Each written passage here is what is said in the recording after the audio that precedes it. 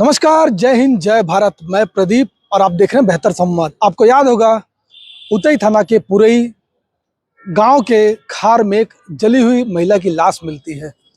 तत्काल स्थानीय लोगों के द्वारा पुलिस को सूचना दी जाती है कि एक महिला की लाश जो है पूरी तरह से जली हुई है और महिला के पास जो है एक धारनुमा हथियार वहां पर पड़ा मिलता है। तत्काल पुलिस पहुंचती, आसपास के लोग पहुंचते और हड़कंप सा मच जाता। पूरे क्षेत्र में बड़ी संख्या में लोग पहुंचते और कहीं ना कहीं इस पूरे मामले में जो है लोग इतना झुंड लगा देते, इतनी बड़ी संख्या में लोग पहुंचते कि मानो कुछ बवंडर सा उस क्षेत्र में हो गया है। पर बड़ी घटना थी कहीं ना कहीं उतई थाना क्षेत्र के पूरे गांव में। जिस प्रकार का खार में एक लाश मिलती है महिला की, पुलिस जो है पूरे मामले में जांच करती है और जांच में जो है पुलिस को पता चलता है कि महिला को मारा गया है धारदार हथियार से। उसके बाद उसकी बॉडी को वहां पर रख करके पैरे जो थे, पैरे को उसके शरीर पे डाला जाता और पेट्रोल छिड़क करके आग लगा दिया जाता ताकि कोई भी सबूत जो है उस महिला का किसी को या पुलिस को ना मिले। पर पुलिस भी जो थी अलग अलग 6 टीम में बना करके काम कर रही थी और 6 जो टीम थी पुलिस की, कोई टीम जो है सर्विलांस का काम देख रही थी, कोई सीसीटीवी के फुटेज चेक करने में व्यस्त थी, कोई टीम जो है फिजिकल एविडेंस एकत्रित करी थी। अलग अलग टीमें थी, अलग अलग कार्य जो है अधिकारियों ने सौंप दिया था।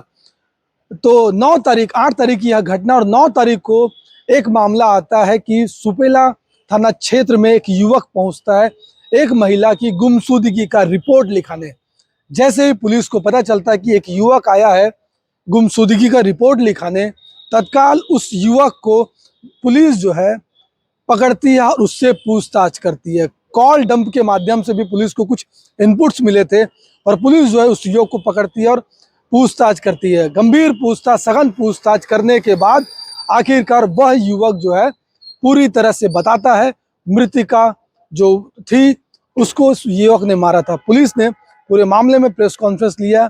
एसएसपी विजय अग्रवाल ने इस पूरे मामले का विस्तार पूर्वक खुलासा किया और बताया कि किस प्रकार से महिला को उस युवक ने वहां पर उस खार में ले गया।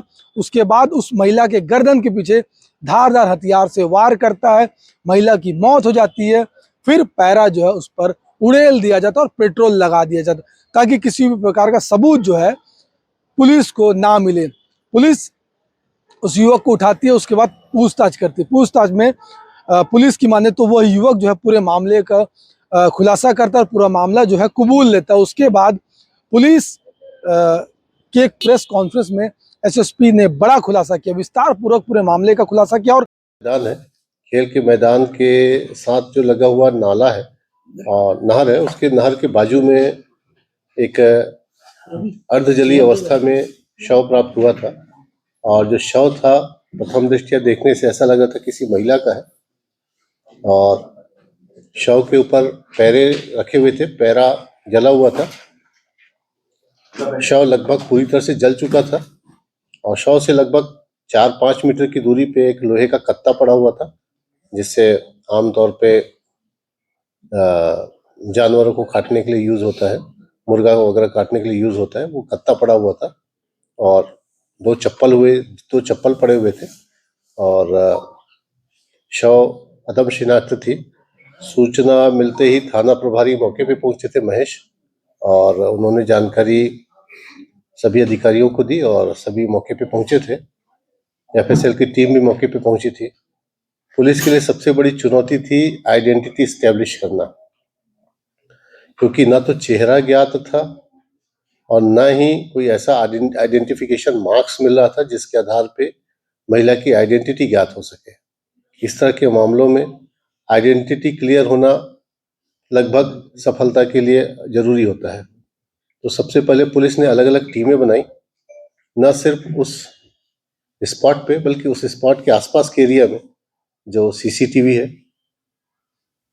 सीसीटीवी के अलावा जो टेक्निकल डिटेल्स हैं उस स्पॉट के, और साथ ही जो घटनास्थल पे जो सामान मिला था, जैसे कुछ खाए हुए मोमोज मिले थे, एक आध हेयर क्लिप मिला था, एक मोजे का टुकड़ा मिला था। उसके आधार पे पुलिस ने अपनी जांच शुरू की और जिस स्पॉट पे मारा गया था, ये घटना हुई थी, वो ऐसी जगह थी जहां कोई व्यक्ति, जानकार व्यक्ति ही जा सकता था। आज इसी दौरान पतासाजी के दौरान उतई और आसपास के 5 किलोमीटर के दायरे में जितने भी सीसीटीवी फुटेज हैं, मोमोज बेचने वाले हैं, जितने भी चाट ठेले हैं, एक एक व्यक्ति से कि कोई पुरुष और महिला का एक जोड़ा आया था क्या, उसके बारे में पूछताछ की गई। साथ ही जो सरहदी थाने हैं, जितने भी सरहदी थाने अपने जिले के अलावा बालोद, बेमेतरा के सरहदी थानों में पिछले 5 दिनों में किसी भी महिला की गुम इंसान रिपोर्ट कायम हुई होगी, उसके विषय में जानकारी प्राप्त हुई और शव को कल पोस्टमार्टम के लिए भेजा गया था, क्योंकि शव बुरी तरह से जल गया था। डीएनए प्रोफाइलिंग भी करानी थी, इसलिए उसको मेडिकल कॉलेज भेज दिया गया। आज उसका पीएम हुआ, तो पीएम से जो दिशा निर्देश प्राप्त हुए, जो इंडिकेशन मिले थे, जैसे सिर के पीछे उस पर वार हुआ था और उसकी पुष्टि बाद में हुई। तो आज सुपेला थाने में एक व्यक्ति रिपोर्ट दर्ज कराने आया था गुमशुदा की, और उसका जो हुलिया है काफी कुछ उस शव से मिलता था, जो जिसके साथ कुछ कपड़े और बाकी सामान मिला था।